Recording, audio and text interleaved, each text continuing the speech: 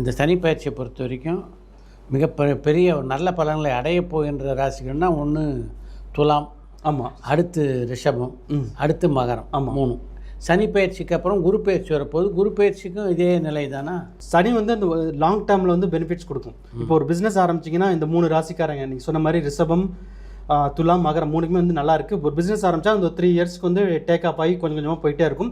அந்த பிஸ்னஸ்லேயுமே வந்து உங்களுக்கு வந்து எவ்ரிடே எவ்ரி மந்த் நல்லா இருக்குங்கிறது கிடையாது. ஏன்னா அதுலேயும் வந்து ஒரு அப்ஸ் அண்ட் டவுன்ஸ் வந்துட்டு இருக்கும். ஆனால் ஈவென்ச்சுவலி க்ரோத் மேலே தான் போயிட்டு இருக்கும். அந்த க்ரோத் வந்து மேலே போகிறதுக்கு வந்து குருவோட பொசிஷனையும் சேர்த்து பார்த்துப்போம். இப்போ ஸ்டார்ட் பண்ணும்போது பார்த்தீங்கன்னா சனி பயிற்சி ஆரம்பித்தோடனே இப்போ ரிஷபத்துக்கும் மகரத்துக்கும் சூப்பராக இருக்குது. இந்த ஒரு லாஸ்ட் ஒரு 10 டேஸாக பார்த்தீங்கன்னா உங்களுக்கு வந்து சனி பயிற்சி ஆனதுலேருந்து அவங்க லைஃப் வந்து சேஞ்சஸ் ஆரம்பிச்சிருச்சு. ஸோ அது வந்து சந்தோஷமான விஷயம். இப்போ இதுக்கு அடுத்து வந்து துலா வந்து கொஞ்சம் டவுனாக இருக்குது. ரீசன் என்னன்னா குருவோட பொசிஷன் இன்னும் மூவ் ஆகலை. குரு மூவ் ஆனதுக்கப்புறம் என்னன்னா அவங்களுக்கு ஒரு புதுசாக ஒரு க்ரோத் வந்து கொடுக்க ஆரம்பிச்சிடும். அப்போ மகரம் வந்து என்னென்னா ஆல்ரெடி அவங்களுக்கு வந்து மகரத்துக்கும் ரிஷபத்துக்கும் ஒரு சேஞ்ச் கொடுத்துரும்.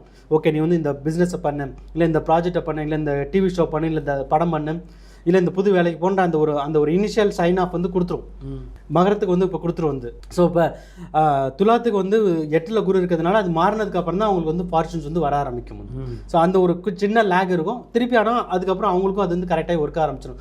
மொத்தத்தில் ரெண்டுமே பார்க்கணும். ஸோ சனி நல்லா இருந்துட்டா லாங் டேர்ம் ஒரு 3-4 வருஷம் ஒரு பெரிய ப்ராஜெக்ட், ஒரு 3 வருஷம் படம் எடுக்க போகிறீங்க அப்படின்னா 3 வருஷம் ஆகும் ரிலீஸ் ஆகிறதுக்கு. ஃபஸ்ட் இயர் பெரிய ப்ரொடக்ஷன் அப்படின்னா அது அவங்க எல்லாத்துக்குமே வந்து சனியை பார்ப்போம் வந்து மெயினாக. அதுக்கப்புறம் குரு எப்போ நல்லா இருக்கோ அந்த சமயத்தில் மூவியை ரிலீஸ் பண்ணுவோம்.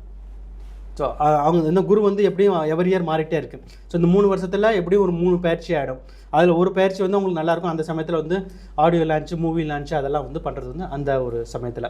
ஸோ ரெண்டுமே முக்கியம். குறிப்பாக குரு வந்து இமீடியட்டாக ஃபார்ச்சூன்ஸ் வரக்கூடிய இது பார்த்திங்கன்னா குரு கொடுத்துரும்.